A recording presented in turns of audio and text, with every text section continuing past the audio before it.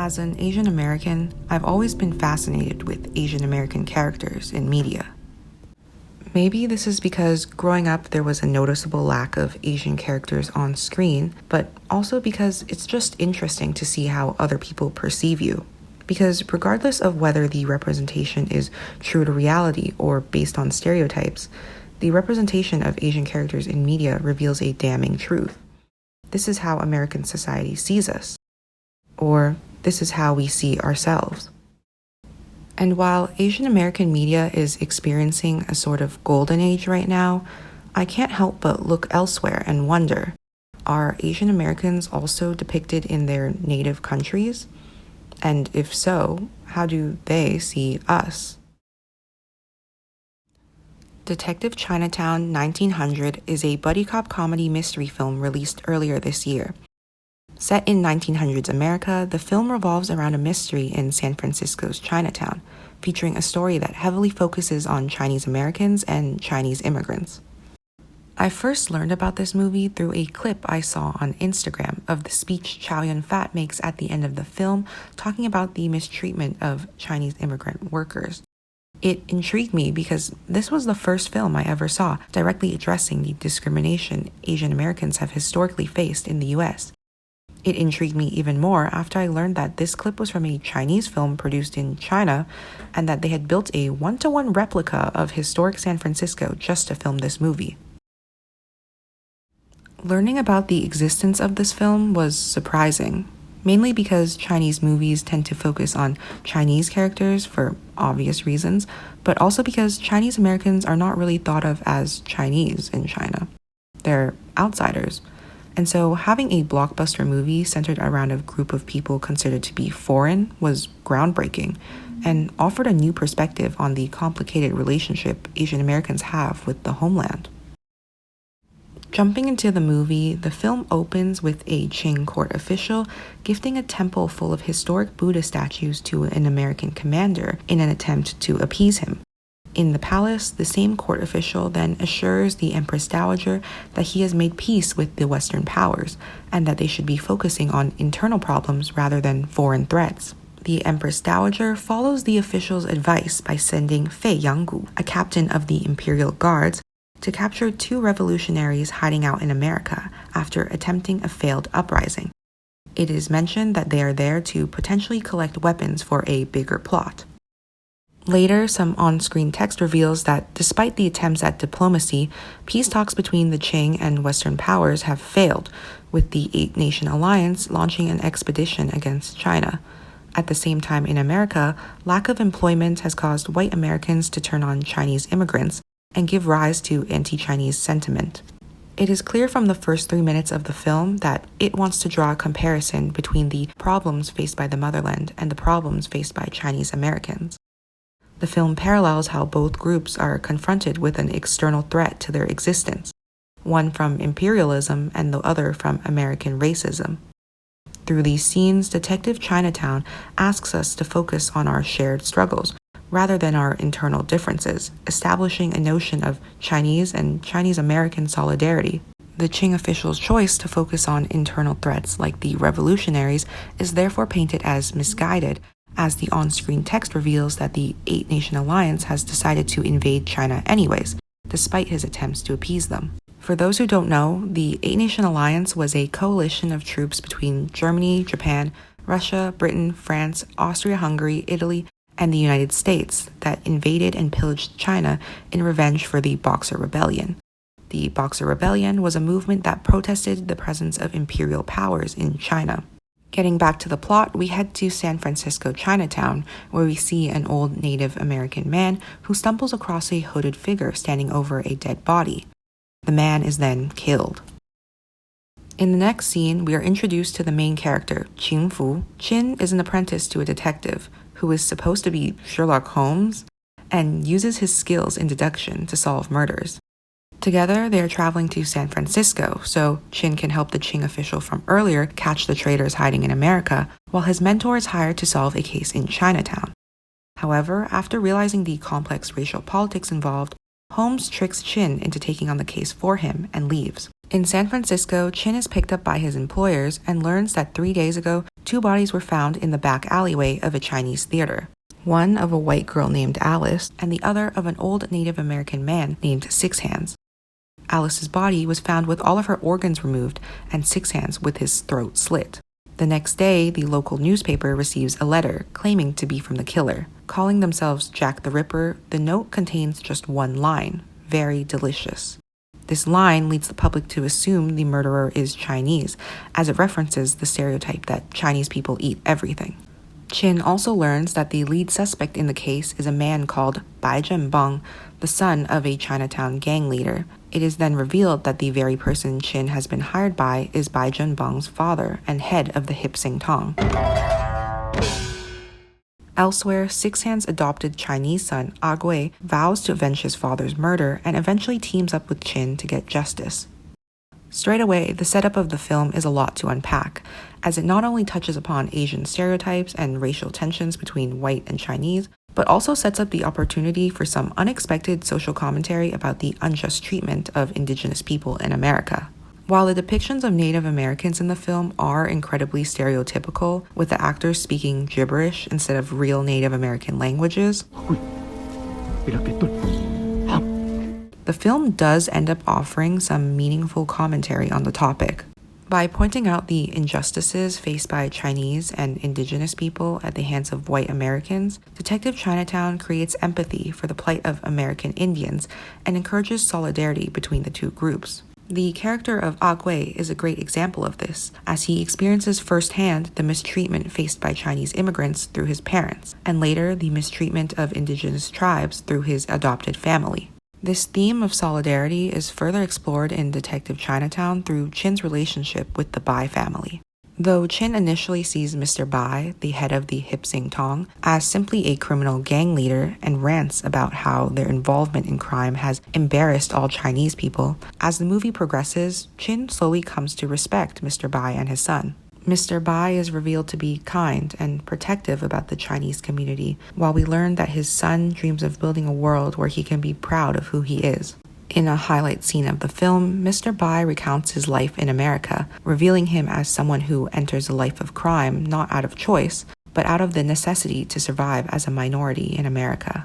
后来我开了餐厅，开了洗衣店，开了当铺，开了工厂，跟天斗，跟地斗，跟美国人斗，跟意大利人斗，跟爱尔兰人斗，走到今天，7位同乡就活下我一个。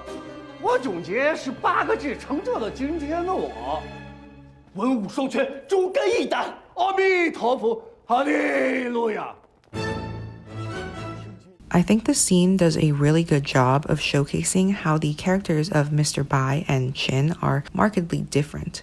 While Chin has only been in the US for a short time and still thinks of himself as Chinese, Mr. Bai possesses an English name and worships Jesus, Buddha, and Guan Yin.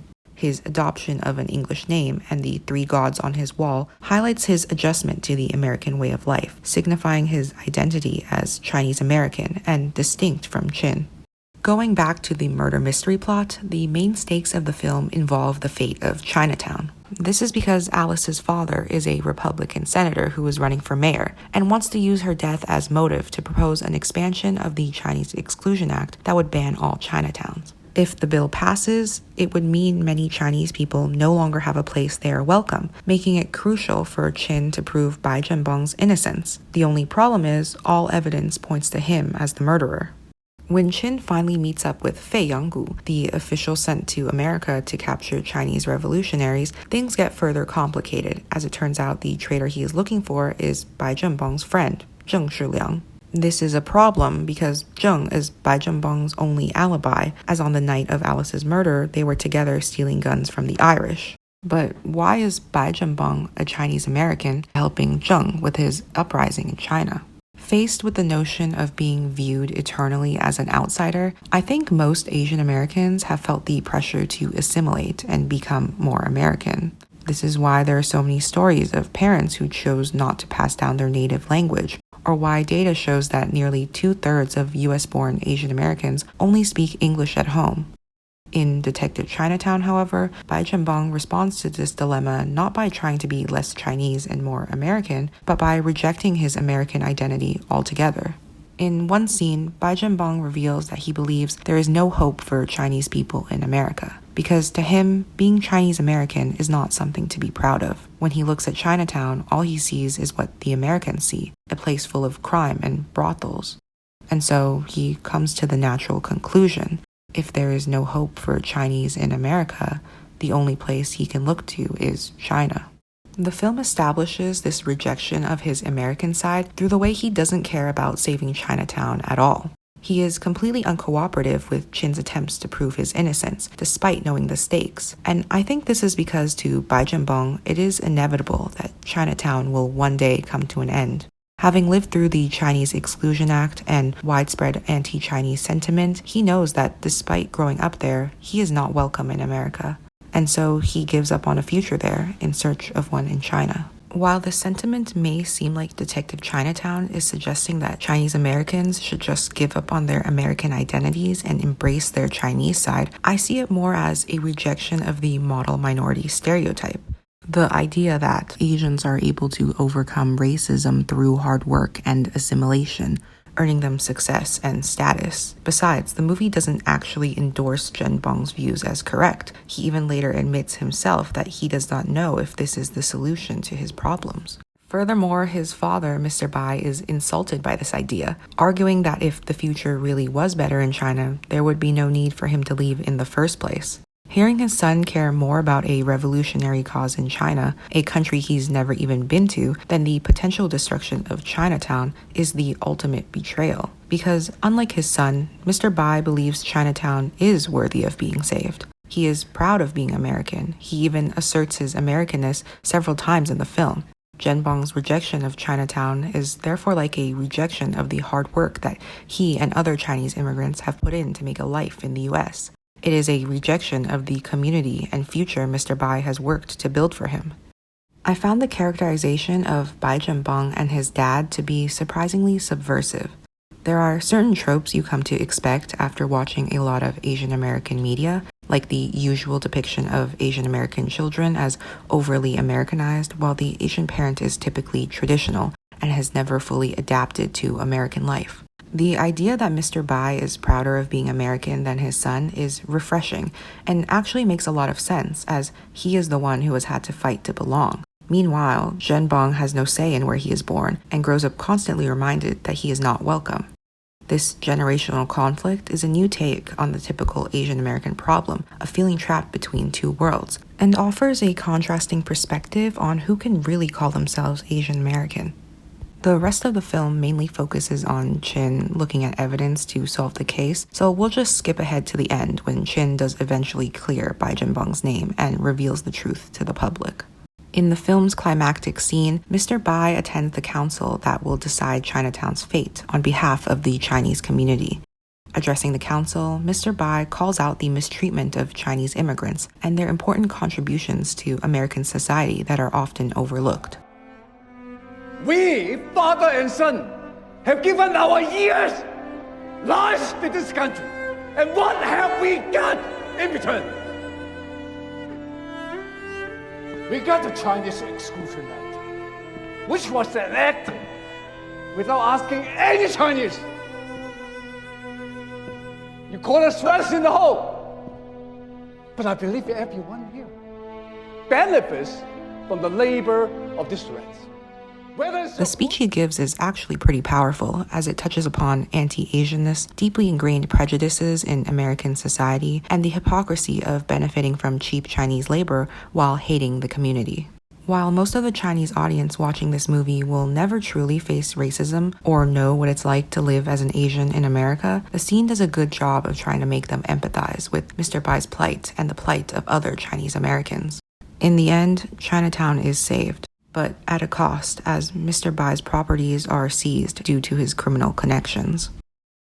I have mixed feelings about this movie. Ultimately, despite its many problems, I think Detective Chinatown 1900 is an important representation of Asian Americans on film.